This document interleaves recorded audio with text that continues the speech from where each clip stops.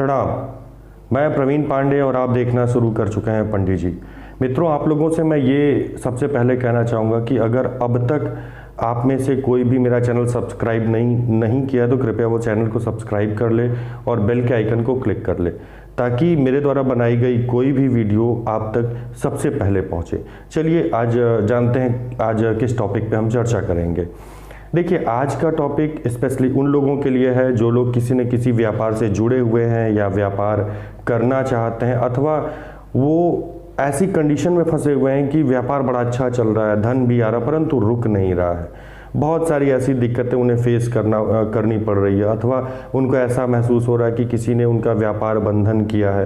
तो जो भी इन चीज़ों से, इन लक्षणों से व्यथित है, परेशान है, उनके साथ ये लक्षण हो रहे हैं, तो स्पेशली आज का उपाय कहूँ या साधना कहूँ, वैसे मैं साधना ही कहूँगा इसे, ये उपाय बहुत ही उत्तम माना गया है।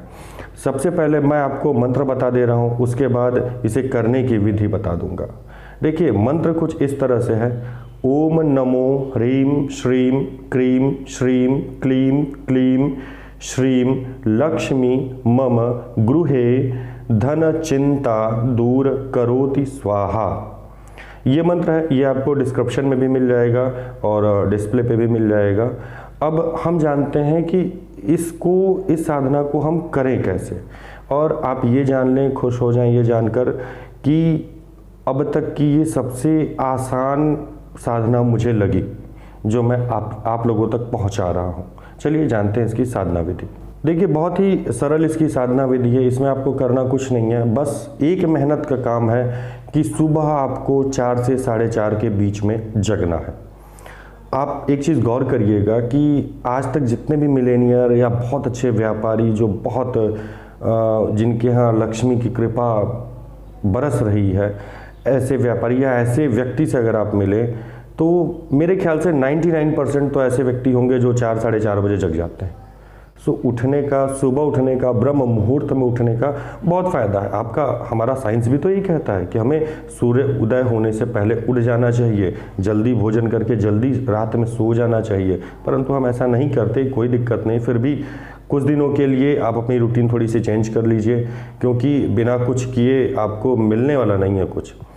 तो थोड़ा सा कष्ट जरूर होगा, परंतु कुछ दिन करिए। देखिए, ये साधना बेसिकली 41 दिन करनी चाहिए, कम से कम 41 दिन आपको करनी चाहिए।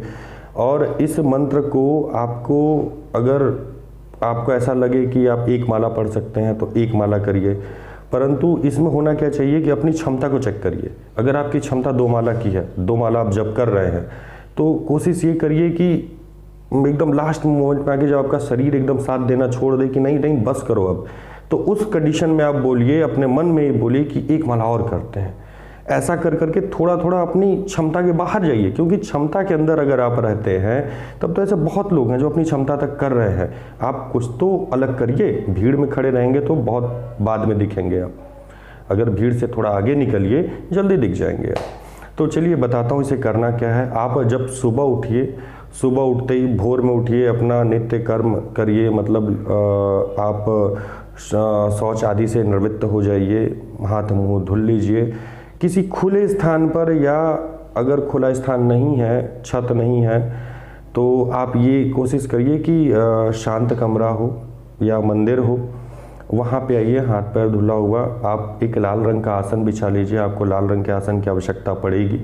आसन बिछा के उस पर बैठ जाइए। बैठ के कोई भी माला, अगर रुद्राक्ष की माला आपके पास हो तो अति उत्तम है, आप उस माला को ले लें, आसन लगाएं और थोड़ी देर क्लीनिंग प्राणायाम करें। क्लीनिंग प्राणायाम ये होता है कि यहाँ पे आज्ञा चक्र पे ध्यान लगाते हुए सांस अंदर लेना, थोड़ी देर रोक के फिर सांस को बाहर छोड़ना। ये भी अपने क्षमता के अनुसार ही करें, बहुत ज़्यादा या बहुत कम न करें। ये करने के बाद आप इस मंत्र का जप करें, कम से कम 1 माला, अपनी क्षमता को बढ़ाते जाएं। आपको लगे जहाँ तक आप कर सकते हैं वहाँ तक आप करिए, बस क्षमता थोड़ी थोड़ी इंक्रीज़ करते रहिए। 41 दिन का कम से कम व्रत ले लीजिए, और मैं श्योर हूँ कि आपको कुछ न कुछ परिणाम बहुत शीघ्र ही देखने को मिल जाएंगे। वो अनुभव आपको होने लगेगा, किसी के कहने की आवश्यकता नहीं पड़ेगी। आपके जो रास्ते हैं वो ओपन होना शुरू हो जाएंगे, बस आपको उस पर अब चलना होगा। रास्ता तो माँ दिखाई देंगी आपको। आज के लिए बस इतना ही। मिलते हैं फिर अगले वीडियो में। अगर कोई शंका या कोई प्रश्न रह जाए तो कृपया कमेंट बॉक्स में कमेंट ज़रूर करें। मैं पूरी कोशिश करूँगा जल्द से जल्द उसका आंसर दूँ, उसका शंका का निवारण करूँ। नमस्कार, फिर मिलेंगे।